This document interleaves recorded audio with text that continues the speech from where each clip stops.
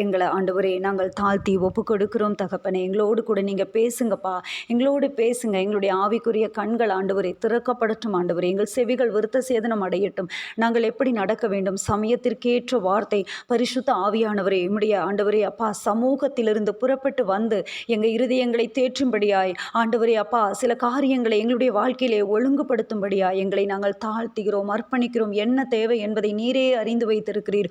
ஒரு தாய் தன் குழந்தைக்கு என்ன தேவை என்பதை அறிந்ததை போல எங்களுக்கு என்ன தேவை, எங்களுடைய இருதயம் எதற்கு வாஞ்சிக்கிறது, நாங்கள் எதில் குறைவுபட்டிருக்கிறோம், எந்த வீக்னஸ் எங்களுக்கு இருக்குது, ஆவிக்குரிய எந்த காரியத்தில் நாங்கள் குறைவுபட்டிருக்கோம், சரீர பிரகாரமாக என்ன தேவை, எல்லாவற்றையும் அறிந்து வைத்திருக்கிற தெய்வத்தை அல்லவா நாங்கள் ஆராதிக்கிறோம். இந்த காலை வேளையில் எங்கள் இருதயங்களை திடப்படுத்தும்படி எங்களோடு கூட நீங்கள் பேசுங்கப்பா. சகல துதிகன மகிமையெல்லாம் உமக்கே ஏறடிக்கிறோம். உயிர்த்தெழுந்த இயேசுவின் நாமத்தில் செபிக்கிறோம் நல்ல பிதாவே.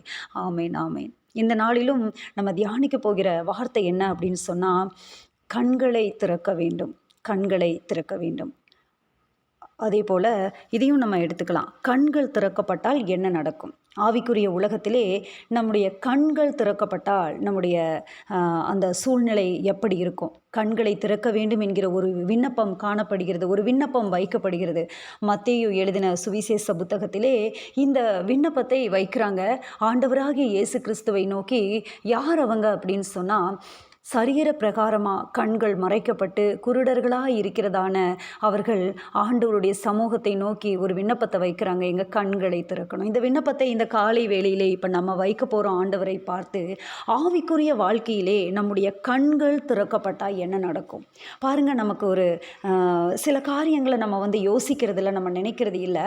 நம்ம பார்க்கிறதான இந்த சரீர பிரகாரமான பூமியிலே நம்ம முகமுகமாய் சில காரியங்களை பார்க்குறோம், நண்பர்களோடு பேசுகிறோம், நம்முடைய அன்றாட வாழ்க்கை முறையை நம்ம கை கொண்டு போகிறோம். அதே சமயத்தில் ஆவிக்குரியதான ஒரு உலகம் இருக்கிறது என்பது கிறிஸ்தவர்களாகிய நமக்கு தெரிந்திருக்கிறது. ஆனால் அநேக வேளைகளிலே இந்த காரியங்களை நம்ம மறந்து விடுகிறோம். ஆவிக்குரிய கண்கள் மட்டும் திறக்கப்பட்டாயிற்று அப்படின்னு சொன்னால் எப்படி இருக்கும்னு நினச்சி பாருங்கள். ஆண்டவர் சொல்லுவார், இந்த சிறியரில் ஒருவரையும் அற்பமாக எண்ணாதீங்க. இவர்களுக்குரிய தேவதூதர்கள் பிதாவின் சமூகத்தை எப்போவுமே பார்த்துட்ருக்காங்க. சில நேரங்களிலே குழந்தைகள் சிரிப்பதை நம்மளால் பார்க்க முடியும். ஆமாம், குழந்தைகள் சிரிப்பாங்க. அப்போ சொல்வது உண்டு, வீட்டில் இருக்கிறதான பெரியவர்கள் சொல்வது உண்டு, தேவதூதர்களை பார்க்கிறார்கள் என்று. ஆண்டவர் குழந்தையாக இருக்கிற அவர்களுடைய கண்களுக்கு தேவதூதர்களை காண்பிக்கிறார் போலும் அப்படின்னு சொல்லிட்டு அவங்க அதை மெய்சிலிர்த்து சொல்லக்கூடிய காரியங்கள் உண்மையாக இருக்கலாம். ஆண்டவருடைய சமூகத்திலே கர்த்தர் அவைகளை அறிவார். மறைவானவைகள் தேவனுக்குரியவைகள். அப்படி இருக்கும்போது ஆவிக்குரிய கண்கள் நம்முடைய வாழ்க்கையிலே திறக்கப்பட்டால், பரிசுத்தவான்களில் அநேகருக்கு ஆவிக்குரிய கண்கள் திறக்கப்பட்டது. ஆவிக்குரிய காரியங்களை, ரகசியங்களை அவங்க பார்த்தாங்க.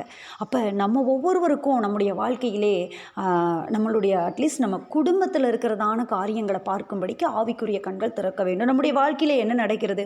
ஆவிக்குரிய கண்கள் திறக்க வேண்டும். ஆவிக்குரிய கண்கள் திறக்காததுனால தான் இன்றைக்கி பல்வேறு விதமான போராட்டங்கள், பல்வேறு விதமான பிரச்சனைகள். யோபு சொல்லுவார், ஒரு ஆவி எனக்கு முன்பாக கடந்து போகிறது, என் உடம்பின் மயிர் சிலிர்க்கிறது அப்படின்னு சொல்லிட்டு. அவ்வளோ பிரச்சனை, அவ்வளோ போராட்டத்துக்கு மத்தியில் தேவ பிரசன்னம் அவர் கூட இருந்ததை அவரால் உணர முடிந்தது. அவருடைய அசைவாடுதலை உணர முடிஞ்சது. இதுதான் கர்த்தருடைய பிள்ளைங்களுக்கு மற்றவங்களுக்கும் உலகத்துக்கும் உள்ள ஒரு வித்தியாசம். பாடுகளுக்கு மத்தியிலையும் தாவீது சொல்லக்கூடிய அந்த வார்த்தையை பாருங்கள். மரண இருளின் பள்ளத்தாக்கிலே நடந்தாலும் தேவரீர் என்னோடு கூட இருக்கிறீர், உமது கோலும் உமது தடியும் என்னை தேற்றும். இதுதான் கண் திறக்கப்பட்ட ஒருவனுடைய அனுபவம். கண் திறக்கப்பட்டவர்களுடைய அனுபவம், பரிசுத்தவான்களுடைய அனுபவம். அநேக நேரங்களில் நம்ம சொல்கிறோம்ல, இவ்வளோ பிரச்சனைகளுக்கு மத்தியில் நான் போயிட்டுருக்கேன், ஆனாலும் எனக்கு ஒரு நம்பிக்கை இருக்குது, என் மீட்பர் உயிரோடு இருக்கிறார், ஆண்டவர் என் கூட இருக்கிறாருங்க, ஆண்டவர் என் கூட இருக்கிறாங்க. ஆண்டவர் மட்டும் என் கூட இல்லைன்னா கண்டிப்பாக நான் இன்னும் உயிரோடு இருக்க முடியாது. நம்ம பல வேளைகளில் இந்த வார்த்தையை சொல்கிறோம்ல. இங்கே இருக்கிற அநேகருடைய வாழ்க்கை இப்படி தான். ஆண்டவர் மட்டும் கூட இல்லைன்னா என்றைக்கும் நம்ம அழிஞ்சு போயிருப்போம். இல்லை, அதுதான் நம்ம கண்களை திறக்கணும். அப்படிங்கிற அந்த ஜெபத்தை நம்ம பண்ணணும். கண்கள் திறக்க வேண்டும், கண்கள் திறக்கப்பட வேண்டும். நம்முடைய வாழ்க்கையிலே ஆவிக்குரிய கண்கள் திறக்கப்பட வேண்டும். சில நேரங்கள் இந்த கண்கள் திறக்காததுனால வருகிற பிரச்சனைகள் பயங்கரமான பிரச்சனைகள். சில நேரங்களில் டக்குன்னு அவசரமாக முடிவை எடுத்துடுறோம். சில காரியங்களை டக்குன்னு நம்ம கை போட்டுறோம். யோசித்து பார்த்தோன்னா கண்கள் திறக்கப்பட்ட ஒருவனுடைய வாழ்க்கைக்கும் கண்கள் திறக்கப்படாமல் இருக்கிற வாழ்க்கைக்கும் நிறைய வித்தியாசம் இருக்குது. ஆவிக்குரியவர்கள் அப்படின்னு சொல்லப்படுகிறவர்களுடைய கண்கள், எல்லாருடைய கண்களும் திறக்கப்பட்டுருச்சா அப்படின்னா அது ஒரு பெரிய கேள்விக்குறி தான். ஆமாம், அது ஒரு பெரிய கேள்விக்குறி தான். அவசரமாக தன்னுடைய சுயத்திற்கேற்ற இச்சைகளுக்கேற்ற முடிவுகளை எடுப்பவர்களுடைய வாழ்க்கையிலே கண்கள் திறக்கப்படலை அப்படிங்கிறது தான் உண்மையான காரியம். அவர்கள் சொல்லிக்கொள்ளலாம், நாங்கள் ஆவிக்குரியவர்கள் என்று சொல்லிக்கொள்ளலாம். ஆனால் கண்கள் திறக்கப்பட்ட ஒருவன் எப்படி நடப்பான் அப்படின்னு சொன்னால் நிதானமாய் நடப்பான், பத்திரமாய் நடப்பான், பாதுகாப்பாய் நடப்பான். ஆமாம், பயபக்தியோடு அவன் நடந்து கொள்வான். ஆனால் நம்ம ஜெபிக்கணும், ஒவ்வொரு நாளும் நம்ம ஜெபிக்கணும். சில நேரங்களில் பாடுகள் வருகிறது உண்மைதான். ஆனால் நம்ம ஜெபிக்கிற அந்த ஜெபம் என்ன அப்படின்னா, கண்கள் எங்கள் வாழ்க்கையில் திறக்கப்படணும். ஆண்டவரே, கண்களை மட்டும் திறந்து கொடுத்துருங்க.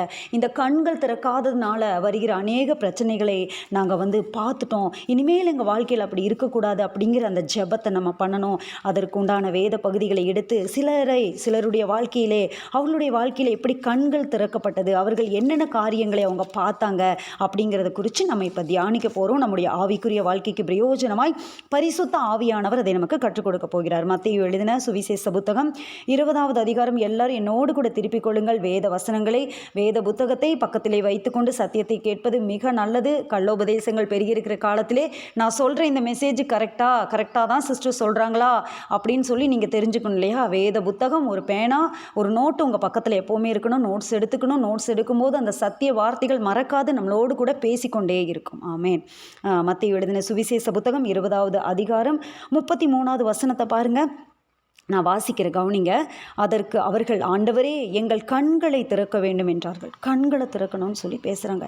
யாருப்பா இவங்க, யார் இவங்க அப்படின்னு சொல்லி பார்த்தோம் அப்படின்னா 30வது வசனத்தை அப்படியே பாருங்கள். 30வது வசனம், மத்தேயு எழுதின சுவிசேஷ புத்தகம் 20வது அதிகாரம் 30வது வசனத்தை பாருங்கள். அப்பொழுது வழியருகே உட்கார்ந்திருந்த 2 குருடர் இயேசு அவ்வழியே வருகிறார் என்று கேள்விப்பட்டு, ஆண்டவரே தாவீதின் குமாரனே எங்களுக்கு இரங்கும் என்று கூப்பிட்டார்கள். 2 குருடர்கள் ஆண்டவரை நோக்கி கூப்பிடுறாங்க. என்ன சொல்கிறாங்களா? தாவீதின் குமாரனே எங்களுக்கு இறங்குங்கப்பா, எங்களுக்கு இறங்குங்க அப்படின்னு சொல்லி இவங்க கூப்பிட்டுட்டே இருக்கிறாங்க. ஆனால் கூடியிருந்த ஒரு கூட்டம் என்ன பண்ணுது? அதட்டுது. அவர்கள் பேசாதிருக்கும்படி ஜனங்கள் அவர்களை அதட்டினார்கள். ஏன் அப்படின்னு சொன்னால், பாருங்கள், இந்த உலகத்தில் எல்லாருக்குமே சுகம் தேவை தான், எல்லாருக்குமே ஆண்டவருடைய அந்த ஹீலிங் தேவை. ஒரு கூட்டம் ஒரு பின்னாடியே போகுது. ஆனால் இந்த குருடர்கள் யார் அப்படின்னு சொன்னால், அவங்க என்ன பண்ணிட்டு இருந்தவங்க, வேறு சுவிசேஷ புத்தகத்தில் இருக்கும், அவர்கள் பிச்சை எடுத்து கொண்டிருந்தவர்கள். அதாவது அவங்க மற்றவங்க கிட்ட இருந்து உண்ணக்கூடிய அந்த நிலைமையில் இருப்பவங்க. அதனால அவங்க கொஞ்சம் அப்படி தாழ்வான ஒரு நிலைமையில் அவங்களுடைய விண்ணப்பத்துக்கு இந்த உலகம் எப்படி அவர்களை ஒரு மாறி கணக்கு போட்டு வைத்து அவர்களுக்கெல்லாம் தேவையில்லை அப்படின்னு சொல்லி ஒரு காரியம். அப்போ அவர்களை என்ன பண்ணுறாங்க? பேசாமல் இருங்க அப்படின்னு சொல்லிட்டு அவங்கள அதட்டுறாங்க. ஆனால் பாருங்கள், அவங்க என்ன பண்ணுறாங்களாம்? சத்தமாக கூப்பிடுறாங்க. இயேசு என்ன பண்ணிட்டாரு? நின்று அவர்களை தம்மிடத்தில் அழைத்து, நான் உங்களுக்கு என்ன செய்ய வேண்டும், நான் உங்களுக்கு என்ன செய்யணும் அவருக்கு தெரியும். ஆனால் அவங்க வாயிலிருந்து சொல்லணும் அப்படின்னு விரும்புகிறாரு. அவருக்கு தெரியும் என்ன செய்யணுன்றது, அவருக்கு தெரியும். ஆனால் அவங்க வாயிலிருந்தே அவர் சொல்லணும். அதனால தான் ஆண்டவருக்கு இதெல்லாம் பிடிக்கும். நம்ம வாழ்க்கையில் என்ன நடக்கணும்னு அவருக்கு தெரியும், என்ன கொடுக்கணும்னு தெரியும், நம்ம எவ்வளோ வேதனையில் இருக்கோம், என்ன கொடுத்தா நம்ம சந்தோஷப்படுவோம்னு தெரியும். ஆனால் அப்பா எப்படிப்பட்டவர் தெரியுமா? நம்ம வாயிலிருந்து கேட்கணும்னு விரும்புவார். எப்படி நம்ம பிள்ளைங்களை, அம்மா உனக்கு என்னம்மா வேணும்னு கேட்போம்ல, அந்த மழலை வார்த்தையில் அந்த சின்ன வயசு அந்த ஞாபகங்கள் மறக்காது. நம்ம பிள்ளைங்க நம்மக்கிட்ட அது சொல்ல தெரியாமல் தப்பு தவறுமா சொல்லுவாங்க பாருங்கள். இப்போ வரைக்கும் நம்ம சொல்லி அதை சிரிப்போம். நம்ம பிள்ளைங்கக்கிட்ட, பருவ வயதை அடைந்த பிள்ளைங்கக்கிட்ட கூட நீ என்ன சொல்லுவ தெரியுமா, இப்படி சொல்லுவேன்னா அவங்களுக்கே சிரிப்பு வந்துடும். அப்படி தான் ஆண்டவர், அதே போல் தான் ஆண்டவர் நம்முடைய அப்படியே வாயை பார்க்குறாரு. என் பிள்ளை சொல்லுவாளா, என்னுடைய மகன் சொல்லுவாங்கண்ணா, என்கிட்ட என்ன வேணும்னு கேட்பானா, என்ன வேண்டும் உங்களுக்கு, என்ன வேண்டும் தெரியாதா அவருக்கு? கண்டிப்பாக தெரியும், நல்லா தெரியும். அப்போ அவங்க சொல்கிறாங்க, ஆண்டவரே எங்கள் கண்களை திறக்க வேண்டும். இந்த ஜெபத்தை தான் நம்ம இப்போ பண்ண போகிறோம். ஆண்டவரே எங்கள் கண்களை திறக்க வேண்டும். எல்லாம் இருக்கிற இடங்களை கரங்களை உயர்த்தி சொல்லலாமா? ஆண்டவரே கண்களை திறக்க வேண்டும். ஆண்டவர் செய்த காரியம் என்ன தெரியுமா? இயேசு மனதுருகி அவர்கள் கண்களை தொட்டார். ஆண்டவர் தொட்டார்னாலே அங்கே விடுதலை தான். உடனே அவர்கள் பார்வையடைந்து அதோடு முடியல, பார்வையடைந்தார்கள்னு முடியலை பிரியமானவர்களே. உடனே அவர்கள் பார்வையடைந்து பின்னே சென்றார்கள். அவருக்கு பின்னாடி போயிட்டாங்க. போயிட்டாங்க. இப்படிப்பட்ட அதிசயத்தை செய்கிறவர் உலகத்தில் இருக்க முடியுமா? இந்த உலகத்தை இவ்வளவு நாள் நான் பார்க்கலையே, இந்த உலகம்னா என்னன்னு எனக்கு தெரியாது, இந்த உலகத்தில் இப்படியெல்லாம் இருக்குது நான் பார்க்கலையே. ஆனால் ஒருத்தர் வந்தார், பார்வை அடையணும்னு நான் கேட்டேன், கண்களை தொட்டார், அவர்களுக்கு அந்த அறிவு இருந்தது, இவர் தான் தாவீதின் குமாரன், இவரால் தான் முடியும். அவங்களுக்கு சரீர பிரகாரமாக கண்ணு தான் அவங்களுக்கு இல்லை, ஆவிக்குரிய கண்கள் அவர்களுக்கு திறக்கப்பட்டிருந்தது. யாருக்கிட்ட கேட்டால் கிடைக்கும்னு அவங்க தெரிஞ்சிருந்தாங்க. அதனால என்ன நடந்தது தெரியுமா? கண்களை தொட்டோன்னே பார்வை அடைந்தாங்க, சுகம் பெற்றாங்க. உடனே அவங்க என்ன பண்ணிட்டாங்க? பின்னாடியே போயிட்டாங்க. இந்த காரியத்தை தான் நம்ம செய்ய போகிறோம். ஆண்டவரே கண்களை திறங்க, எங்கள் கண்களை திறங்க. எல்லாரும் கேட்கலாமா? கரங்களை உயர்த்தி கேட்கலாமா? அப்பா எங்கள் கண்களை திறங்கப்பா. ஆண்டவரே நான் என்ன செய்யணும், என்ன செய்யக்கூடாது? ஆண்டவரே நான் எதை பேசணும், பேசக்கூடாது? யார் கூட நான் ஆண்டவரே அப்பா பழகணும், பழகக்கூடாது? இந்த உலகத்தில் அநேக காரியங்கள் இருக்கிறது. மனிதர்கள் இன்றைக்கு ஆண்டவரே இவங்க நல்லவங்களா கெட்டவங்களான்னு தெரிஞ்சு கொள்ள முடியாத அளவுக்கு சுற்றிலும் இருக்கிறாங்க. கடைசி காலமாக இருக்குப்பா, நாங்கள் என்ன பண்ணுறதுன்னு தெரியல ஆண்டவரே, நாங்கள் என்ன செய்யணும், நாங்கள் என்ன செய்யணும்? எங்களோடு கூட இடைப்படுங்க, கண்களை திறங்க, எங்கள் கண்களை திறங்க ஆண்டவரே. அல்லேலூயா. இந்த காலை வேளையிலே ஆண்டவர் நம்முடைய கண்களை திறப்பாராக, நம்முடைய கண்களை ஆண்டவர் திறப்பாராக. ஆண்டவர் நம்முடைய கண்களை திறக்கிற தேவன். பார்க்கலாமா யாருடைய கண்களை ஆண்டவர் திறந்தார்? அவர்களுடைய வாழ்க்கையிலே என்னென்ன அதிசயங்கள் நேரிட்டது? கண்களை திறந்தோன்னா ஒரு மனிதனுடைய வாழ்க்கை எப்படி மாறுகிறது? ரொம்ப ஆச்சரியமான காரியங்கள் காத்திருக்கிறது வேதத்தில். நம்ம சில நேரங்கள் அதை படிச்சுட்டு போயிடுறோம், நம்ம அதை அதிகமாக தியானிக்கிறது இல்லை. ஆனால் கண்களை திறந்தா மனுஷர்களுடைய வாழ்க்கையில் என்ன நடக்கும் அப்படிங்கிறத நம்ம பார்க்க போகிறோம். மிக சுவாரஸ்யமான காரியங்களை பரிசுத்த ஆவியானவர் வேத புத்தகத்திலே நமக்கு எழுதி வைத்திருக்கிறார். அந்த குருடர்களுடைய கண்கள் திறக்கப்பட்டது. அவர்கள் பார்வையடைந்து பின்னாடி போயிட்டாங்க. ஆண்டவருக்கு பின்பாகவே அவங்க போயிட்டாங்க. எவ்வளோ ஒரு ஆச்சரியமான ஒரு காரியம் பாருங்கள். இங்கே கண்கள் திறக்கப்படுகிற காரியங்களை நம்ம பார்க்க போகிறோம். யாருடைய வாழ்க்கையிலே கண்கள் திறக்கப்பட்டது, அவங்க என்னென்ன காரியத்தை அதுக்கு பின்னாடி செஞ்சாங்க அப்படின்னு சொல்லி பார்க்க போகிறோம். பார்க்கலாம். ஆதியாகமம் 21வது அதிகாரம் 19வது வசனம் நான் வாசிக்கிற கவனிங்க. நம்ம எல்லாருக்கும் தெரிந்த ஒரு சம்பவம், மிக முக்கியமான ஒரு சம்பவம். ஆதியாகமம் 21வது அதிகாரம் பாருங்கள், 19வது வசனம் நான் வாசிக்கிற கவனிங்க. தேவன் அவளுடைய கண்களை திறந்தார். கண்களை, யாருடைய கண்களை ஆண்டவர் திறந்தார்? ஆகாருடைய கண்களை திறந்தார். அப்பொழுது அவள் ஒரு தண்ணீர் துறவை கண்டு போய் துருத்தியிலே தண்ணீர் நிரப்பி பிள்ளைக்கு குடிக்க கொடுத்தாள். தேவன் பிள்ளையுடனே இருந்தார். அவன் வளர்ந்து வனாந்தரத்திலே குடியிருந்து வில் வித்தையிலே வல்லவனானான். இங்கே ஒரு சம்பவம் நடக்கிறது. ஆபிரகாம் என்ன பண்ணிடுவானா, அப்பத்தையும் துருத்தியில் தண்ணீரையும் கொடுத்து ஆகாரை வழிவிட்டு அனுப்பக்கூடிய சூழ்நிலைகள் நம்ம பார்க்குறோம். அது தேவ திட்டம், தேவன் அனுமதித்த காரியங்கள். இங்கே ஆகார் தன்னுடைய பிள்ளைக்கு தண்ணி இல்லாததுனால அழுகிறதான அந்த சூழ்நிலைகளை பார்க்க முடியும். கண்ணீர் விட்டு அழுகிற, ஐயோ என்னுடைய பிள்ளை சாகிறதை என்னால் பார்க்க முடியாது என்று சொல்லி அழுகிற அந்த சூழ்நிலைகளை பார்க்க முடியும். அங்கே ஆண்டவர் என்ன செய்கிறார் அப்படின்னு சொன்னால், ஆண்டவர் ஆகாருடைய கண்களை திறக்கிறார். ஆண்டவர் ஆகாருடைய கண்களை. அப்போ அவ்வளவு நேரம் அந்த நீரூற்று அங்கே தான் இருக்குது, அவளுக்கு தெரியல. ஆண்டவர் கண்களை திறந்தருளினார். இப்படி தான் சில நேரத்தில் நம்முடைய வாழ்க்கையில் சில காரியங்கள் நம்ம பக்கத்திலேயே இருந்தாலும், அருகிலேயே இருந்தாலும் பாருங்கள், சில நேரத்தில் கண்கள் திறக்கப்படாது. கண்கள் திறக்கப்படாமல் அப்படியே வெறுமையாக இருக்கும். என்ன செய்கிறது? ஆமாம், பதட்டமான சூழ்நிலைகளில் நம்முடைய மூளை வேலை செய்வது, செயல்பாடு கொஞ்சம் கஷ்டம்தான் அப்படின்னு சொல்லிட்டு இருக்கிறது. அது அறிவியல் பூர்வமான உண்மைதான். ஆனால் இப்படிப்பட்ட நேரத்திலே ஆண்டவர் என்ன செய்கிறார் அப்படின்னா, கண்களை திறந்து கொடுக்கிறார். இந்த காலை வேளையிலே நம்முடைய வாழ்க்கையிலும் அப்படிப்பட்ட சூழ்நிலைகள் வரும்போது ஆண்டவர் கண்களை திறக்கிற தேவனாக இருப்பார். வழி என்ன, எந்த பக்கம் நான் போகணும், என்ன செய்யணும், இந்த சூழ்நிலைக்கு என்னால் என்ன பண்ண முடியும் என்று குடும்பத்திலே இருக்கிற நம்ம சில காரியங்களை குறித்து வேதனைப்பட்டு கலங்குகிறவர்களாக காணப்படலாம். ஆண்டவர் இந்த காலை வேளையிலே ஆகாருடைய கண்களை எப்படி திறந்தாரோ, இஸ்மவேலையும் ஆண்டவர் என்ன பண்ணார்? பிளஸ் பண்ணார்.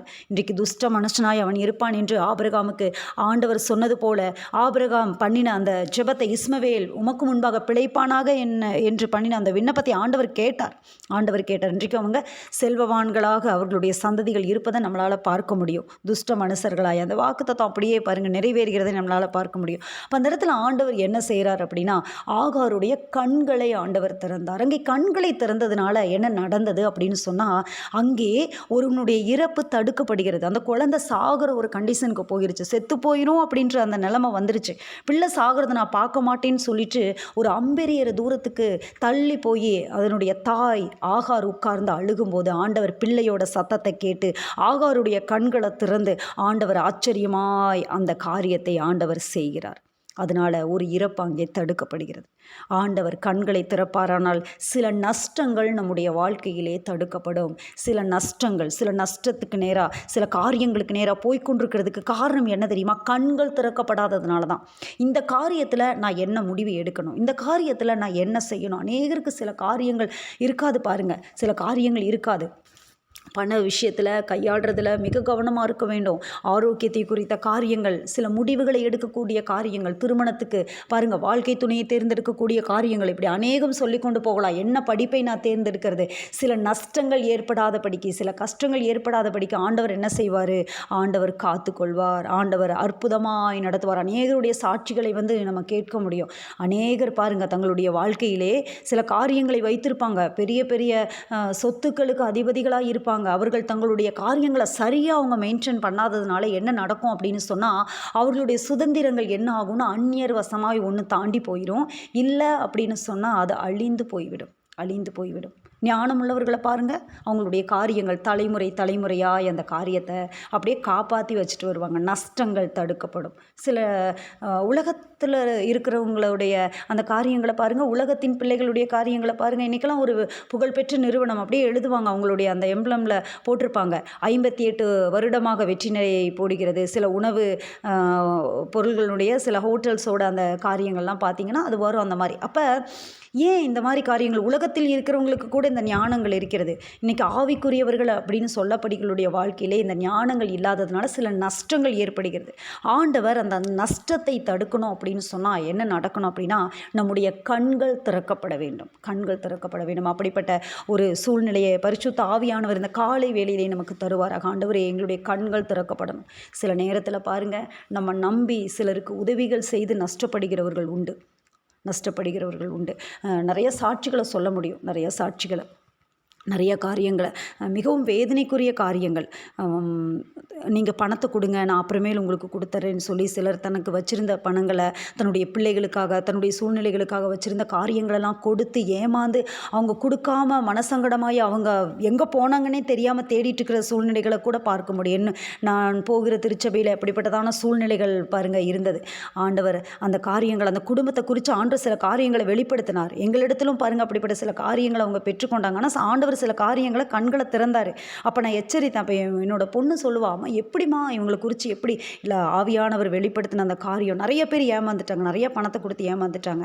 நாங்கள் ஒருத்தர் மாத்திரம்தான் கொடுத்ததை வாங்கும்படி ஆண்டவர் செஞ்சார் பாருங்கள். அப்போ அந்த காரியங்களை எப்படின்னா ஆண்டவர் நமக்கு வெளிப்படுத்தி கொடுத்துருவார். கண்கள் திறக்கப்பட வேண்டும். நஷ்டங்கள் தடுக்கப்பட வேண்டுமா, நம்முடைய வாழ்க்கையிலே நஷ்டங்கள் இல்லாமல் இருக்கணுமா. அந்த இடத்துல ஆகாருடைய கண்களை ஆண்டவர் திறந்ததுனால அந்த நஷ்டங்கள் என்ன ஆனது அப்படின்னு சொன்னால் அது இல்லாமல் போனது. உயிர் சேதம் தடுக்கப்பட்டது. அந்த இடத்துல தீர்க்க தரிசனம் அதுதான். ஆண்டவர் இஸ்மவேலை காப்பாற்றி அவனை ஒரு சந்ததியை வளர செய்வார். ஆமாம், தரிசனம் அதுதான். ஆனால் கண்களை ஆகாருக்கு திறந்தார். பிரியமானவர்களை, கண்கள் திறக்க வேண்டும். பெண்களாகிய நாம் அதிகமாக குடும்பத்திற்கு ஜெபிக்க வேண்டும். என்ன காரியம் குடும்பத்தில் நடக்குது, என்ன காரியம் போயிட்டுருக்குது, கண்கள் திறக்கப்பட வேண்டும். இங்கே பாருங்கள், இன்னொரு விஷயம் நடக்குது. இன்னொருவருடைய வாழ்க்கையிலே கண்கள் திறக்கப்படுகிறது. ஆனால் கண்கள் திறக்கப்பட்டால் அவங்களுடைய வாழ்க்கையிலே பிரயோஜனம் இல்லை. ஆண்டவர் சிலருடைய வாழ்க்கையிலே கண்களை திறக்கிறார். சிலருக்கு நல்லாவே தெரியும். சிலர் சொல்கிற சாட்சிகளை நம்ம கேட்க முடியும். எனக்கு அப்போவே தெரியும் சிஸ்டர், எனக்கு அப்போவே ஆண்டவர் உணர்த்தின மாதிரி தான் இருந்துச்சு.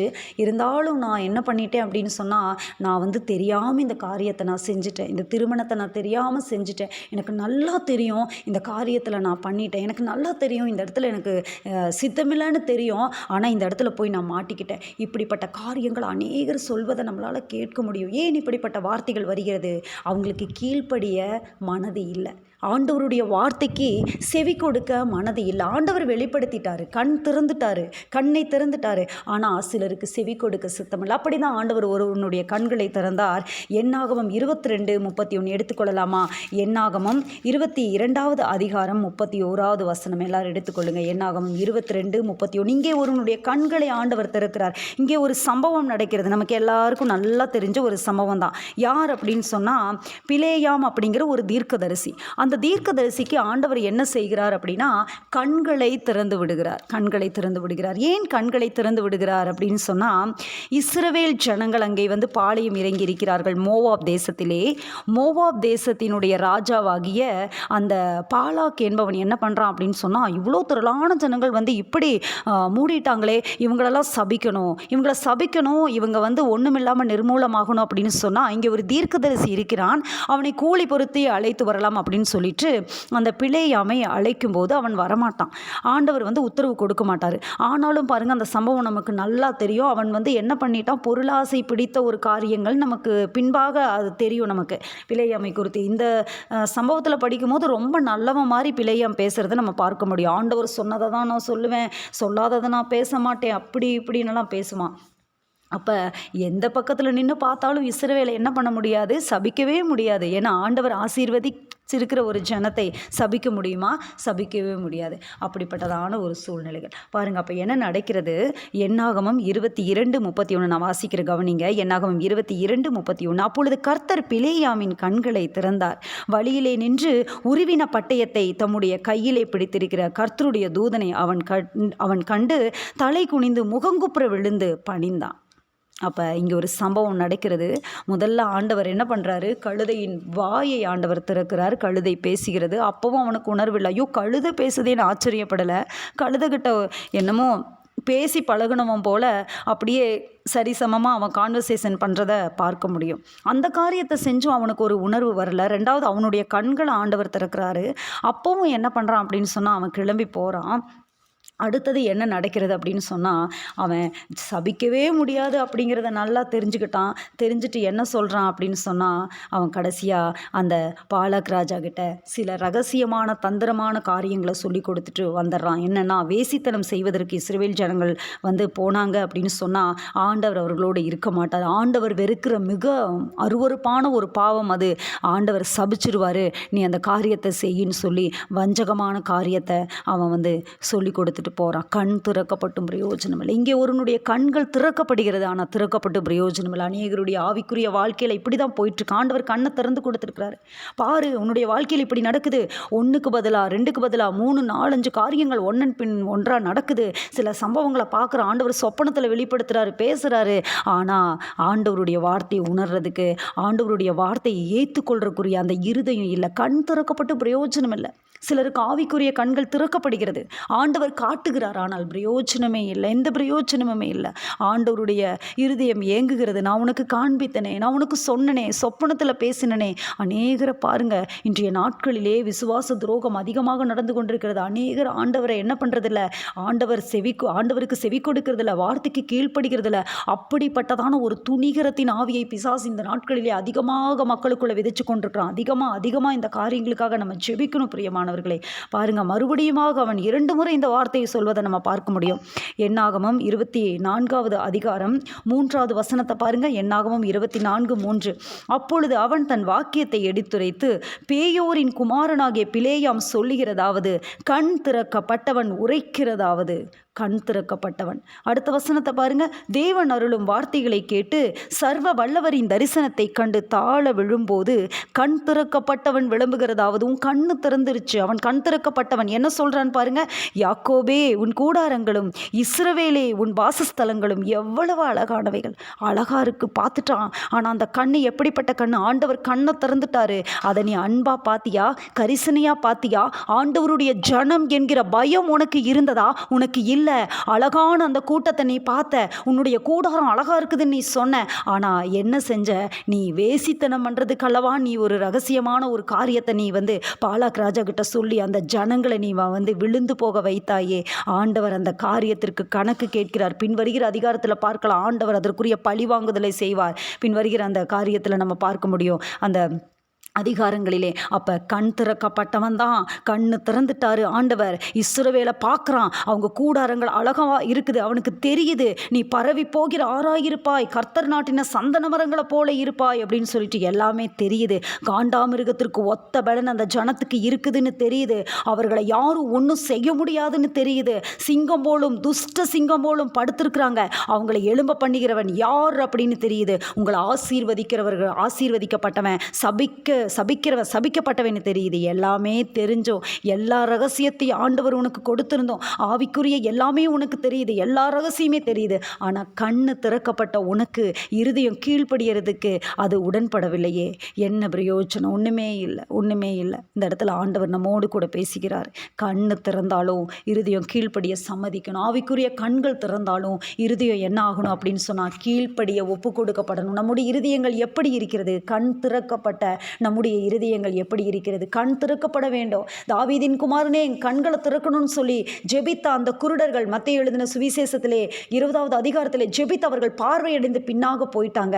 இங்கே ஒருத்திக்கு கண்ணை ஆண்டவர் திறந்தாரு, ஒரு நஷ்டம் தடுக்கப்பட்டது. ஆனால் இங்கே பிலேயாமுடைய கண்கள் திறக்கப்பட்டும் பிரயோஜனம் இல்லை. அவன் என்ன செய்தான் அப்படின்னா வஞ்சகமான ஒரு காரியத்தை சொல்கிறான். அவன் வேசித்தனம் பண்ணுவதற்குரிய காரியத்தை சொல்லி கொடுக்கிறான் இஸ்ரவேல் ஜனங்கள். ஆனாலும் ஆண்டவர் இஸ்ரவேலே உன்னை எப்படி ஒப்பு கொடுப்பேன் என்று மறுபடியுமாக தம் ஜனத்துக்காக வைராக்கியம் உண்டு எழும்புகிறதை நம்ம பார்க்க முடியும். இங்கே இவனுடைய நிலைமை என்ன ஆனது? அந்தோ பரிதாபமாய் அவனுடைய நிலைமை முடிந்தது. கண் திறக்கப்பட்டும் பிரயோஜனம் இல்லை. இங்கே ஆண்டவர் நம்மோடு கூட பேசிக்கொண்டிருக்கிறார். பிரியமானவர்களை பேசிக்கொண்டிருக்கிறார். கண்களை ஆண்டவர் திறக்கணும். நம்முடைய வாழ்க்கையிலே ஆவிக்குரிய கண்களை திறக்கணும். கண்களை திறக்கலை அப்படின்னு சொன்னால் பிரச்சனை தான். சிலருக்கு கண்களை திறந்தாலும் கீழ்ப்படுகிற இருதயம் இல்லை அப்படிங்கும் போது அது மிகப்பெரிய பிரச்சனையாக முடிகிறது. அடுத்ததாக ஒருவனுடைய கண்கள் திறக்கப்படுகிறது. யார் அது அப்படின்னு சொல்லி பார்த்தோமானால் எலிசாவின் வேலைக்காரனுடைய கண்கள் திறக்கப்படுகிறது. 2 ராஜாக்கள் 6ஆம் அதிகாரத்திற்கு நேராக நம்ம திருப்பிக் கொள்ளலாம். வேதாகமத்தை எல்லாரும் வேகமாய் திருப்பிக் கொள்ளுங்கள். நான் வாசிக்கிற கவனிங்க. 2 ராஜாக்கள் புத்தகம் 6வது அதிகாரம் 17வது வசனத்தை பாருங்க. அப்பொழுது எலிசா விண்ணப்பம் பண்ணி, கர்த்தாவே, இவன் பார்க்கும்படி இவன் கண்களை திறந்தருளும் என்றான். உடனே கர்த்தர் அந்த வேலைக்காரன் கண்களை திறந்தார். இதோ எலிசாவை சுற்றிலும் அக்கினிமயமான குதிரைகளாலும் ரதங்களாலும் அந்த மலை நிறைந்திருக்கிறது அவன் கண்டான். மிக அழகான சுவாரஸ்யமான ஒரு சம்பவம் இங்கே பதிவு செய்யப்பட்டுள்ளது. பரிசுத்த ஆவியானவர் எழுதி வைத்திருக்கிறார். என்ன காரியம் அப்படின்னு சொன்னால், இஸ்ரவேல் தேசத்திலே தீர்க்கதரிசியாகிய எலிசா இருக்கக்கூடியதான அந்த சூழ்நிலை நமக்கு நல்லா தெரியும்ல. நாகமானுடைய சம்பவம். எலிசா சொல்லுவார், நீ யோர்தான் நதியில் போய் 7 தடவை முழுகு. அவன் என்ன என் பக்கத்தில் தொட்டு என்னை சுகமாக்குவார் அப்படின்னு சொல்லி பார்த்தா இந்த மாதிரி காரியங்கள் இருக்கிறதே அப்படின்னு சொல்லிட்டு சொல்லக்கூடிய அந்த சூழ்நிலையை நம்மளால் பார்க்க முடியும். பாருங்கள், அதுக்கப்புறம் அவன் கீழ்ப்படிஞ்சு அவனுடைய வேலைக்காரன் சொன்னோன்னா குஷ்டரோகம் சுஸ்தமாகும். இது யார் சொல்லியிருப்பா அப்படின்னா, சீரிய படைகளால் சிறைபிடித்து போகப்பட்ட ஒரு சிறு பெண் அந்த நாகமானுடைய வீட்டிலே அவனுடைய மனைவிக்கு ஒரு பணிவிடை செய்யக்கூடிய ஒரு சிறு பெண். அவள் சொல்லியிருப்பா, இஸ்ரவேல் ஒரு தீர்க்கதரிசி இருக்கிறாரு, போங்க போய் சுகம் பெற்றுக்கொள்ளுங்க அப்படின்னு சொல்லிட்டு ராஜாவுக்கே தெரியல. அந்த லெட்டரை வாங்கிட்டு அந்த நாகமான் போகும்போது இஸ்ரவேல் ராஜா, ஐயோ இப்படிப்பட்ட ஒரு காரியம் வருதே அப்படின்னு சொல்லிட்டு எலிசாவோட காதுக்கு இந்த வார்த்தை போகும். எதற்கு பயப்படுறீங்க அப்படின்னு சொல்லிட்டு, வாங்க நான் சுகம் தரேன்னு சொல்லிட்டு இந்த காரியங்கள் அழகாக சம்பவிக்கும். இங்கே ஒரு விஷயம் நடக்கிறது. என்ன காரியம் அப்படின்னா, சீரியருடைய அந்த தண்டுகள், அந்த படைகள் இஸ்ரவேல் தேசத்துக்கு விரோதமாகவே எப்போவுமே இருக்கிறது. இந்த மாதிரி சூழ்நிலையில் எலிசா ராஜாவுக்கு அலர்ட் பண்ணிகிட்டே இருப்பார். இங்கே போகாதீங்க ராஜா, இந்த இடத்துல சீரியா தண்டுகள் வராங்க, இந்த மாதிரி நடக்கும், இந்த மாதிரி போகாதீங்க, தப்பு வச்சுக்கொள்ளுங்க. இப்படி அநேக முறைகள் இந்த சீரிய இராணுவத்திடமிருந்து இஸ்ரவேல் காப்பாற்றப்படுகிறது. இதெல்லாம் பார்த்த சீரியா ராஜாவுக்கு குழம்பிட்டான். அவனுக்கு ஒரே இருதயமே குழம்பிருச்சு. பாருங்கள் வசனத்தை பாருங்கள். 2 ராஜாக்கள் 6ஆம் அதிகாரம் 11வது வசனத்தை பாருங்கள். இந்த காரியத்தை நிமித்தம் சீரிய ராஜாவின் இருதயம் குழம்பி அவன் தன் ஊழியக்காரரை அழைத்து, நம்முடையவர்களில் இஸ்ரவேல் ராஜாவுக்கு உளவாளியாக இருக்கிறவன் யார் என்று நீங்கள் எனக்கு அறிவிக்க மாட்டீர்களா? சொல்ல மாட்டீங்களா? எனக்கு யாருப்பா போய் சொல்கிறீங்க? எப்படி எங்கே போனாலும் என்ன பிளான் பண்ணி போனாலும் இவன் தப்பிச்சு போகிறானே, என்ன காரியம் நடக்குது, என்ன விஷயம், என்ன சீக்ரெட்டு? அப்போ யாரோ ஒருத்தர் இங்கே உளவாளியாக இருக்கீங்க, நீங்கள் தான் போய் சொல்லிடுறீங்க அப்படின்னு சொன்னோன்னே அங்கே ஒருத்தன் சொல்கிறான், அங்கே இருக்கிறவங்களுக்கு கூட எலிசாவோட அந்த காரியங்கள் தெரியுது. அங்கே இருக்கிறவன் ஒருத்தன் சொல்கிறான். அப்பொழுது அவன் ஊழியக்காரரில் ஒருவன் சொல்கிறான், அப்படி இல்லை என் ஆண்டவனாகிய ராஜாவே, நீர் உம்முடைய பள்ளி அறையிலே பேசுகிற வார்த்தைகளையும் ரொம்ப அழகா அடுத்தவனுக்கு கூட தெரிஞ்சிருக்குது. பாருங்க தீர்க்கதரிசியோட மகிமான. இங்கே ராஜாவுக்கே என்ன சில காரியங்களை அதுதான் ஆண்டவர் சொன்ன வார்த்தை என்னன்னா, தீர்க்கதரிசி ஒருவனும் தன் ஊரில் தான் அவன் கனவீனம் அடைவான். வெளியில் இருக்கிறவனுக்கெல்லாம் தெரியும், அவங்களும் நல்லா பேசுவாங்க, நல்லா சொல்லுவாங்க, நல்லா ஆனால் இங்கே என்ன ஆகுதுன்னா, தன்னுடைய ஊரில் அவனுக்கு என்ன இல்லை, மார்க்கெட், நம்மளுடைய பாஷையில் சொல்லணும், லோக்கல் பாஷையில் சொல்லணும் அப்படின்னு சொன்னால் அவனுக்கு அங்கே மார்க்கெட் இல்லை, அவனுக்கு தெரியல, அவனை பற்றி தெரியல. இங்கே பாருங்க, இங்கே வந்து சீரியா தேசத்தில் அவனுடைய புகழ் பரவிட்டு இருக்குது. நீங்கள் உங்கள் பள்ளி அறையில் பேசுகிற வார்த்தைகளையும் அந்த எலிசா தீர்க்கதரிசி அவன் ராஜா கிட்ட போய் சொல்லுவான். நீங்கள் என்ன நினச்சிங்க அவரை பற்றி? அவனுடைய புகழ் அங்கே பரவி இருக்கிறது. அவன் இங்கே இருதயம் குழம்புது சீரியா ராஜாவுக்கு. என்ன நடக்குது? எப்படி போனாலும், எப்படி எந்த வழியில் போனாலும். அப்போ உடனே அந்த ராஜா ஒரு பிளான் பண்ணுறான். ஓ அப்படியா, அந்த தீர்க்கதரிசியை வச்சு தான் இவ்வளோ பிரச்சனை நடக்குதா? நான் எங்கே போனாலும், எங்கே நின்னாலும், எங்கே பேசினாலும் இவன் கேட்டுறானே, அங்கே போய் நான் பாளையம் இறங்கலாம், இப்படி போய் நான் பயங்கரமாக பிளான் போடுறேன், என்னென்னமோ செய்கிறேன், ஆனால் இஸ்ரவேலை ஒன்றுமே பண்ண முடியலையே அப்படின்னு சொல்லிட்டு அவன் ஒரு பிளான் பண்ணுறான். என்னென்னா, அப்பொழுது அவன், நான் மனுஷரை அனுப்பி அவனை பிடிக்கும்படி நீங்கள் போய் அவன் எங்கே இருக்கிறான் என்று பாருங்கள் என்றான். அவன் தோத்தானில் இருக்கிறான் என்று அவனுக்கு அறிவிக்கப்படுது. போய் பார்த்துட்டு வாங்க, அவனை பிடிச்சிடலாம், அவனை பிடிச்சிட்டா வேலை முடிஞ்சிருமில்ல. கரெக்டாக தான் பிளான் பண்ணுறான் ராஜா, அவனை பிடிச்சிடலாம் அப்படின்னு சொல்லிட்டு அங்கே தோத்தானில் இருக்கிறான் அப்படின்னு அறிவிக்கப்பட்டது. உடனே அந்த பட்டணத்தை சுற்றி பயங்கரமாக முற்றுகை போடுறாங்க. எல்லாம் நடக்குது. அந்த மலையில் இவங்க தங்கியிருக்கிறாங்க. யார்? எலிசாவும் வேலைக்காரனும் மலையில் தங்கியிருக்கிறாங்க. என்ன நடக்குது அப்படின்னு சொன்னால், அந்த அதிகாலையில் மலையிலேருந்து அந்த வேலைக்காரன் வெளியில் வராரு. வெளியில் வந்தால் என்னடா அது, மலையை சுற்றி பூரா முற்றுகை போட்டிருக்கிறாங்களே. அவங்க இருக்கிற அந்த மலையை சுற்றிலும் என்ன பண்ணுறாங்க, முற்றுகை போட்டு அப்படியே நின்றுட்டுருக்குறாங்க. சீரிய தண்டுகள், சீரிய இராணுவங்கள் நிற்குது. உடனே போய் அவனுடைய எஜமான்கிட்ட போய், ஐயோ என் ஆண்டவனே, நம்ம என்ன செய்வோம், என்ன செய்வோம், எல்லாம் சுற்றி நிற்கிறாங்களே அப்படின்னோடனே கூலாக வர்றாரு எலிசா. பயங்கரமாக எலிசா வெளியே வந்து கூலாக வந்தார். உடனே அவர் என்ன பண்ணுறாரு, பயப்படாதப்பா, எதுக்கு நீ பயப்படுற, அவர்களோடு இருக்கிறவர்களை பார்க்கிலும் நம்மோடு இருக்கிறவர்கள் அதிகம். அல்லேலூயா.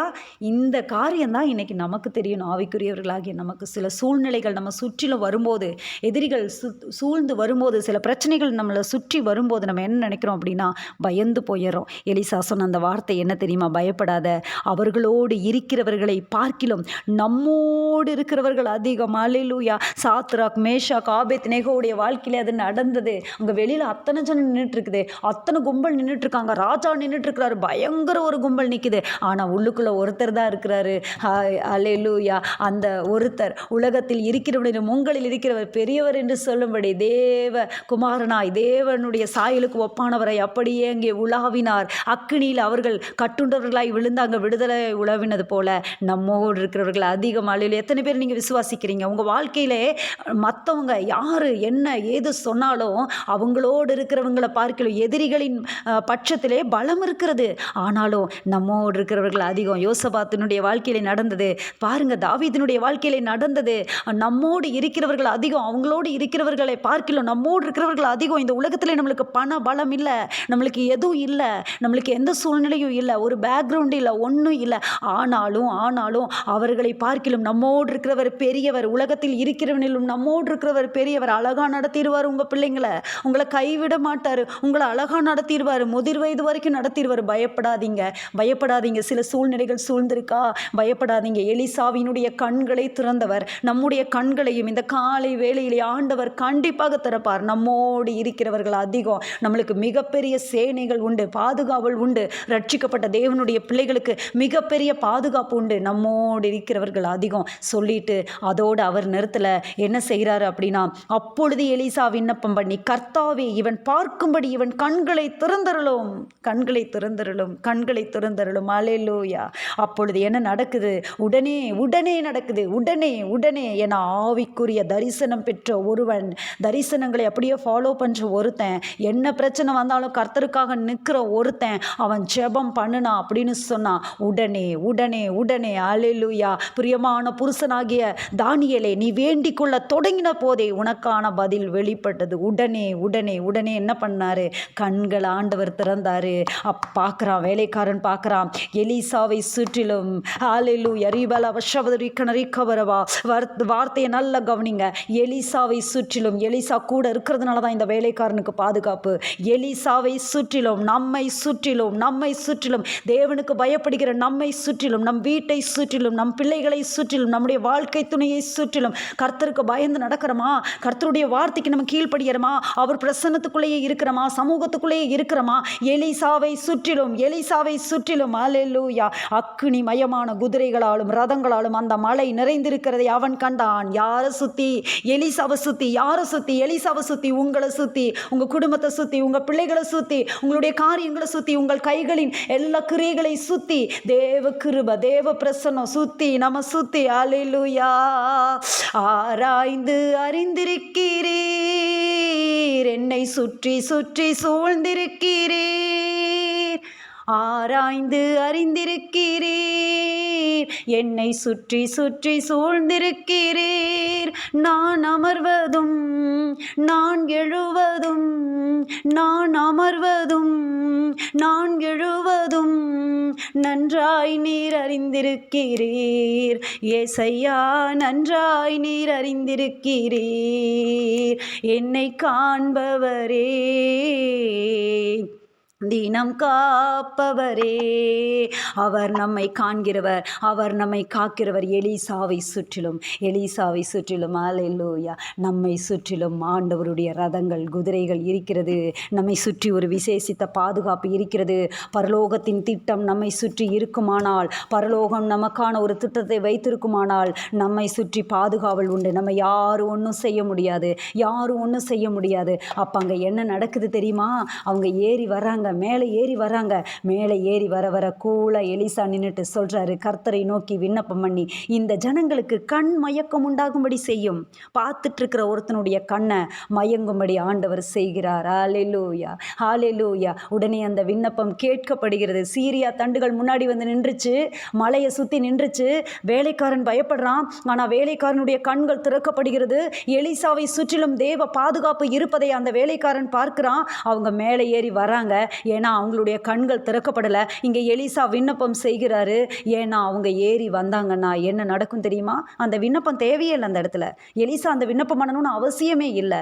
அக்னி மயமான குதிரைகள் ரதங்கள் அங்கே இருக்குது. வந்தால் என்ன ஆகும் நமக்கே தெரியும். தூதன் கையில் சிக்குனா முடிஞ்சது கதை, அவ்வளோதான், ஒன்றுமே பண்ண முடியாது. ஏன்னா அவங்கெல்லாம் வந்து இரக்கமெல்லாம் பட மாட்டாங்க. அவர் சொன்ன வேலை செய்வதற்காக அனுப்பப்பட்டவர்கள். பட்டயத்தை உருவிட்டாங்கன்னா போடாமல் உள்ளே வைக்க மாட்டாங்க. ஆமாம், அவங்க ஆண்டவருடைய வேலையை நிறைவேற்ற வந்த பணிவிடையாவிகள்.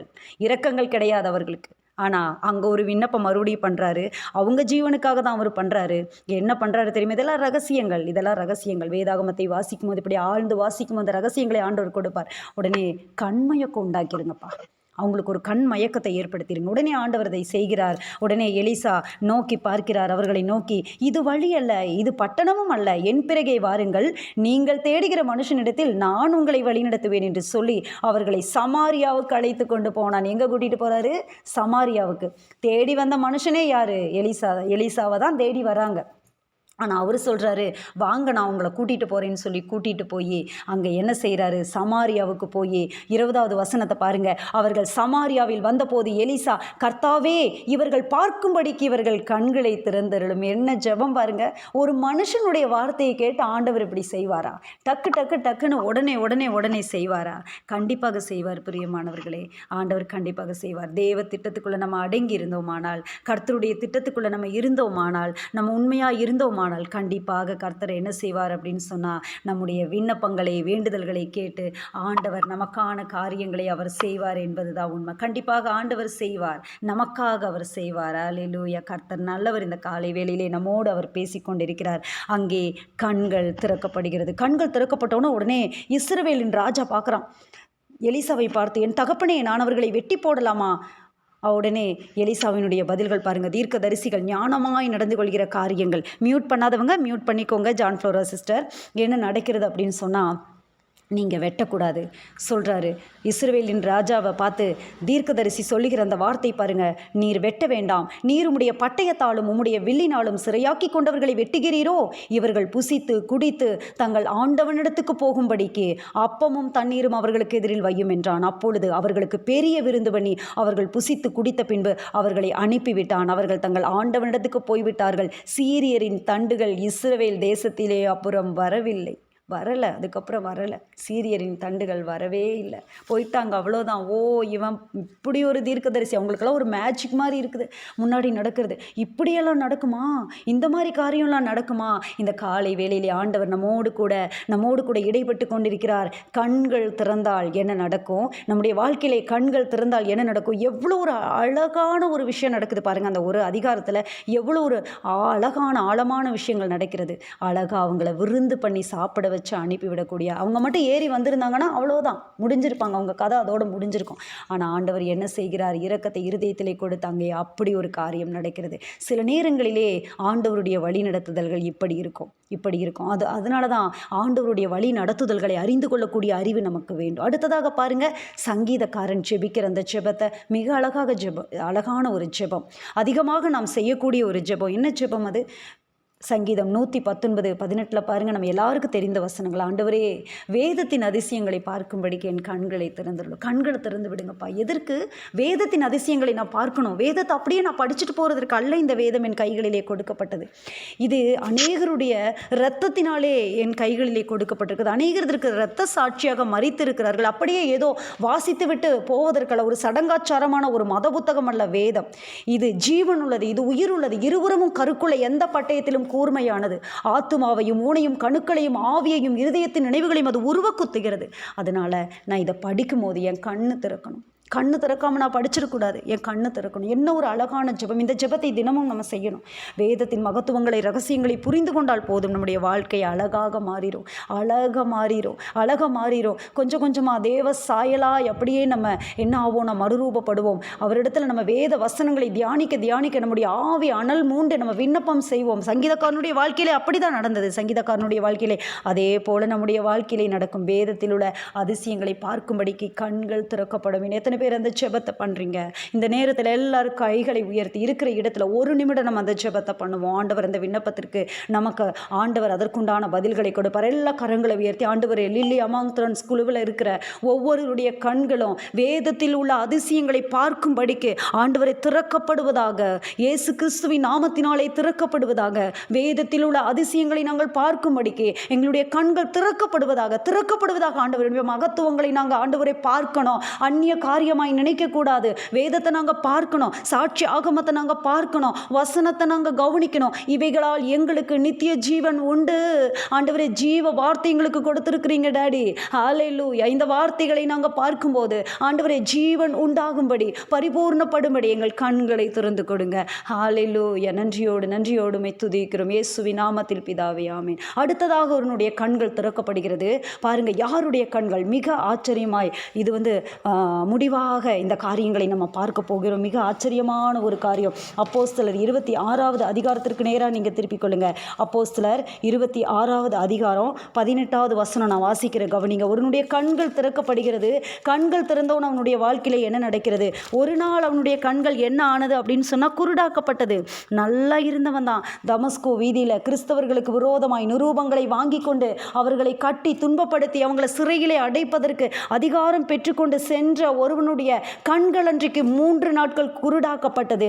அவன் புசியாமலும் குடியாமல் இருந்து பாருங்க, விண்ணப்பம் பண்ணி அனனியா என்கிற ஒரு தீர்க்கதரிசி ஆண்டவர் அனுப்புவார். கண்கள் அப்பொழுது அவனுக்கு என்ன ஆகிறது அப்படின்னு சொன்னால், மீன் செதில்கள் போன்றவைகள் விழுகிறது. ஆனால் அந்த பவுல் சொல்கிற வார்த்தையை கேளுங்க. அப்போஸ்தலர் 26வது அதிகாரம் 18வது வசனம் பாருங்க. 17-18 நான் வாசிக்கிறேன், கவுனிங்க. என்ன வார்த்தைகள் அப்படின்னு சொன்னால், உன் சுய ஜனத்தாரிடத்தின் என்றும் அந்நிய ஜனத்தாரிடத்தின் என்றும் உன்னை விடுதலையாக்கி அவர்கள் என்னை பற்றும் விசுவாசத்தினாலே பாவ மன்னிப்பையும் பரிசுத்தமாக்கப்பட்டவர்களுக்குரிய சுதந்திரத்தையும் பெற்றுக்கொள்ளும்படியாக அவர்கள் இருளை விட்டு ஒளியினிடத்திற்கும் சாத்தானுடைய அதிகாரத்தை விட்டு தேவனிடத்திற்கும் திரும்பும்படிக்கு நீ அவர்களுடைய கண்களை திறக்கும் பொருட்டு. அல்லேலூயா. கண் திறக்கப்பட்ட ஒருவனை ஆண்டவர் என்ன செய்வார் தெரியுமா? மற்றவர்களுடைய கண்களை திறக்கும்படி செய்வார். ஆமேன். கண் திறக்கப்பட்ட ஒருவனுக்கு சும்மா ஆண்டவர் கண் திறந்து உட்கார வைக்கிறது கிடையாது.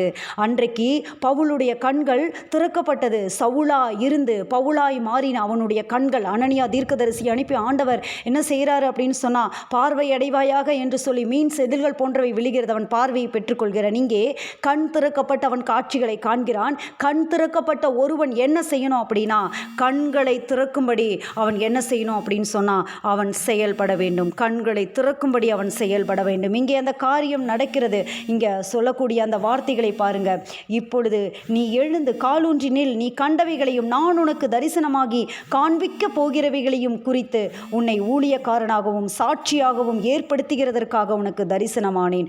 உன் சுய ஜனத்தார் இடத்தினின்றும் அந்நிய ஜனத்தார் இடத்தினின்றும் உன்னை விடுதலையாக்கி அவர்கள் என்னை பற்றும் விசுவாசத்தினாலே பாவ மன்னிப்பையும் பரிசுத்தமாக்கப்பட்டவர்களுக்குரிய சுதந்திர சுதந்திரத்தையும் பெற்றுக்கொள்ளும்படியாக அவர்களை இருளை விட்டு ஒளியினிடத்திற்கும். நம்ம எதற்காக அழைக்கப்பட்டிருக்கோம்? ஏன் ஆண்டவர் நம் கண்களை திறந்திருக்கிறார் தெரியுமா? அப்படியே கண் திறக்கப்பட்டு உட்கார்ந்துருக்கிறக்கல்ல, அப்படியே மூளையில் உட்கார்ந்துருக்கிறக்கல்ல, அப்படியே வேத புஸ்தகத்தை ஒரு பேனா நோட்டை வச்சுக்கொண்டு நீங்கள் மட்டும் உட்கார்றதுக்கல்ல. நேரங்கள் வரும், காலங்கள் வரும், காலம் மிக சமீபம், நேரங்கள் மிக சமீபமாக இருக்கிறது, ஆண்டவருடைய வருகை மிக சமீபமாக இருக்கிறது. நீங்கள் என்ன செய்யணும் தெரியுமா? தேவனிடத்திற்கு அவர்களை திருப்பும்படி, சாத்தானுடைய அதிகாரத்தை விட்டு தேவனிடத்திற்கு திருப்பும்படி நீ அவர்களுடைய கண்களை திறக்கும் பொருட்டு இப்பொழுது உன்னை நான் அவர்களிடத்திற்கு அனுப்புகிறேன். ஹல்லேலூயா, அவர்களிடத்திற்கு அனுப்புகிறேன் என்றார். ஹல்லேலூயா. ஆண்டவர் நம்மை அனுப்புகிற அந்த நேரம் கண் திறக்கப்பட்ட நம்ம சும்மா உட்காரக்கூடாது. அநேகருடைய கண்களை ஆண்டவர் திறந்தார். எதுக்கு தெரியுமா? அப்படியே உட்கார்ந்துருக்கிறக்கல்ல, அப்படியே சுகமாக உட்கார்ந்துருக்கிறக்கல்ல, வாழ்ந்திருக்கிறதுக்கல்ல. நாம மற்றவங்களுடைய கண்களை திறக்கணும். சொல்லுங்க, உங்களுக்கு வாய்ப்பு கிடைக்குதா? நீங்க சொல்லுங்க, வசனத்தை சொல்லுங்க, தைரியமா சொல்லுங்க, நீங்க உங்களுடைய வார்த்தைகளை சொல்லுங்க, ஆண்டவர் உங்களுக்கு செய்த நன்மைகளை சொல்லுங்க. இதோ நம்ம இந்த மீடியா மூலமா நம்ம பேசிட்டு இருக்கோம், இந்த காரியங்கள் மூலமா பேசிட்டு இருக்கோம். நீங்க பேசுங்க, நீங்க சொல்லுங்க. உங்களுக்கு வாய்ப்பு கிடைக்கிற நேரத்தில் நீங்க சொல்லுங்க. ஒரு வசனத்தை ஸ்டேட்டஸில் வைக்க முடியுமா? வைங்க. நீங்க உங்க இனத்தாரிடத்திற்கு, ஜனத்தாரிடத்திற்கு யாராவது தேவனை அறியாதவர்கள் இருக்கிறாங்களா? சொல்லுங்க அவங்க கிட்ட. அவரே மெய்யான தேவன், அவரே ஜீவனுள்ள தேவன், சீக்கிரமா வரப்போகிறார், அவர் நியாயந்திருக்க வரப்போகிறார், அவனுக்கு நான் அளிக்கும் பலன் அவருடனே கூட வருகிறது என்று அவர் சொல்லி இருக்கிறார். அவர் வரப்போகிறார். நீங்க சொல்லணும். அதற்காக தான் உங்க கண்களை திறந்திருக்கிறார். ஏதோ சும்மா அமைதியா உட்கார்ந்து இருக்கிறதுக்கு கண்ணை திறக்கல. கண்ணை ஏன் தெரியுமா திறந்திருக்கிறாரு? நீங்க மற்றவர்களுடைய கண்களை திறக்கும்படி ஆண்டவர் உங்க கண்களை திறந்திருக்கிறார். எல்லாரும் ஒப்பு கொடுக்கலாமா? எல்லாரும் ஒப்பு கொடுக்கலாமா? ஹல்லேலூயா, ஹல்லேலூயா. அப்படியே ஜெபித்து நம்ம கடந்து செல்ல போகிறோம். ஹல்லேலூயா. ஆமென். நாங்கள் துதிக்கிறோம். நீர் என்னை காண்கிற தேவன், என் கண்களை திறந்தருளும், வேதத்தின் ரகசியம் பார்க்கவே என் கண்களை திறந்தருளும். ஆண்டவரே, எங்களுடைய கண்களை திறந்தருளுங்க. ஆண்டவரே, ஆண்டவரே அப்பா, எங்கள் கண்களை திறந்தருளுக்கு பின்னாடி நாங்கள் அப்படியே அமர்ந்திருப்பதற்கு அல்ல, அநேகருக்கு ஆண்டவரே சத்திய வார்த்தைகளின் யதார்த்தத்தை நாங்கள் சொல்ல, நற்செய்தியை சுவிசேஷமாய் அறிவிக்க, சுவிசேஷத்தை பிரசங்கியாதிருந்தால் எனக்கு ஐயோ என்று பவுல் சொன்னது போல, பவுல் எப்படி அநேகருக்கு ஆண்டவரே அப்பா கண்களை திறக்கும் பொருட்டு அனுப்பப்பட்டவனாக இருந்தானோ, அதே போல கண்களை திறக்கும்படி, அநேகருக்குடைய வார்த்தைகளை சொல்லும்படி, சாட்சியான ஒரு ஜீவிதம் செய்யும்படி, நம்முடைய வாழ்க்கையை பார்த்து மற்றவங்க மாறணும். நம்ம எப்படி வாழ்கிறோம், நம்முடைய வாழ்க்கை எப்படி இருக்கிறது, நம்முடைய வாழ்க்கை தான் சாட்சி. ஏதோ சொல்வதல்ல, சொல்வதொன்று செய்வதொன்று அல்ல, வாழ்க்கை சாட்சியாக இருக்கணும். நம்முடைய வாழ்க்கை எப்படி இருக்கிறது? கரெக்டாக இருக்கா? கர்த்தருக்கு முன்னாடி பரிசுத்தமாக இருக்கிறோமா? நம்ம குடும்பத்தில் எப்படி இருக்கோம்? நம்முடைய வாழ்க்கை எப்படி இருக்கிறது? நம்முடைய வாழ்க்கை மாறுபாடான வாழ்க்கையாக இருக்கிறதா? பேசுகிறது ஒன்று, செய்கிறது ஒன்று இருக்குதா? இல்லை. அன்பு வெளிப்பட வேண்டும். தேவ அன்பு நம்முடைய இருதயங்களிலே வெளிப்பட வேண்டும். தேவ அன்பை பிரதிபலிக்க வேண்டும். ஹல்லேலூயா. அப்படிப்பட்ட ஒரு வாழ்க்கை இருந்தா, ஹல்லேலூயா, சொல்லாமலேயே நம்முடைய சாட்சியின் வாழ்க்கையை பார்த்து அநேகர் கிறிஸ்துவினண்டை வழிநடத்தப்படுவார்கள். எல்லாம் ஒப்பு கொடுக்கலாம். ஆண்டவரே, நாங்கள் ஒப்பு கொடுக்குறோம் அப்பா, ஒப்பு கொடுக்குறோம் ஆண்டவரே. சாட்சியுள்ள ஜீவிதம் செய்ய, சாட்சியாய் நாங்கள் வாழ, உமக்காக பரிசுத்தமாய் நாங்கள் வாழ, பரிசுத்தத்தை காத்துக்கொள்ள, ஒவ்வொரு நாளும் ஆண்டவரே தேவ சமூகத்திலே காட்டப்பட, மற்றவர்களுக்கு நாங்கள் சொல்ல, கண் திறக்கப்படாதவர்களுக்கு ஆண்டவரே இப்பிரபஞ்சத்தின் தேவனானவன் அவர்களுடைய கண்களை குருடாக்கி வைத்திருக்கிற ஆண்டவரே, அந்த குருட்டு தன்மையிலிருந்து அவர்களை தெளிவிக்க, அப்படிப்பட்ட ஒரு அபிஷேகம் இந்த காலை வேளையில் ஹல்லேலூயா, ஹல்லேலூயா எங்கள் மேலே ஊற்றப்படும்படியா நாங்கள் ஜெபிக்கிறோம் ஆண்டவரே. அப்போ ஒரு புதிய உற்சாகத்தோட, புதிய பலனோட ஆண்டவரே அப்பா, ஒரு புதிய வல்லமையோட நாங்கள் சுவிசேஷத்தை சொல்ல எங்களை ஒப்பு கொடுக்குறோம் ஆண்டவரே, ஒப்பு கொடுக்குறோம். ஹல்லேலூயா, ஹல்லேலூயா. வந்த ஒவ்வொரு தேவ பிள்ளைகளையும் ஆசீர்வதிங்க. எந்தெந்த சூழ்நிலையில் என்னென்ன காரியத்தில் வந்திருக்கிறாங்களோ அவங்களுடைய வாழ்க்கையிலே கண்கள் திறக்கப்படுவதாக இயேசுவின் நாமத்தினாலே. சுத்தி என்ன நடக்குது, என்ன போயிட்டு இருக்கு, குடும்பத்தில் என்ன நடக்குது, என்ன காரியங்கள், கண்கள் திறக்கப்படுவதாக. பிள்ளைங்க எப்படி இருக்கிறாங்க, அவங்கள சுற்றி காரியங்கள் எப்படி இருக்கிறது, கண்கள் திறக்கப்படுவதாக இயேசுவின் நாமத்தினாலே. ஒழுங்கற்று போன சில காரியங்கள் இருக்கிறதா, ஒழுங்குபடுத்தப்படுவதாக இயேசுவின் நாமத்தினாலே. உபத்திரவங்களை, பாடுகளை பார்த்து விட்டு போற சந்ததி அல்ல, பாடுகள் மத்தியிலும் பரிசுத்தமாய் வாழக்கூடிய சந்ததியாக எழும்புவார்களாக, ஆண்டவருக்காக எழும்புவார்களாக. இயேசுவின் ரத்தம் தெளிக்கப்படுவதாக இந்த காலை வேளையிலே. ஹல்லேலூயா, ஹல்லேலூயா. நம்முடைய கரத்துக்குள்ள ஒப்பு கொடுக்கிறோம் ஆண்டவரே. கரத்தின் நிழலினால் மூடுவீராக, ஒவ்வொருவரையும் ஆசீர்வதிப்பீராக. வாழ்க்கை துணைய பிள்ளைகளை ஆண்டவரை கையிட்டு செய்கிற காரியங்களை எல்லாவற்றும் தேவ ஆசீர்வாதம் இருப்பதாக என்று வாழ்த்தி ஆசீர்வதிக்கிறேன். கண்கள் திறக்கப்படுவதாக. சகல துதி கன மகிமையெல்லாம் நமக்கு ஏறடிக்கிறோம். இயேசு கிறிஸ்துவின் நாமத்திலே ஜெபிக்கிறோம். ஜீவனுள்ள நல்ல பிதாவே. ஆமென், ஆமென்.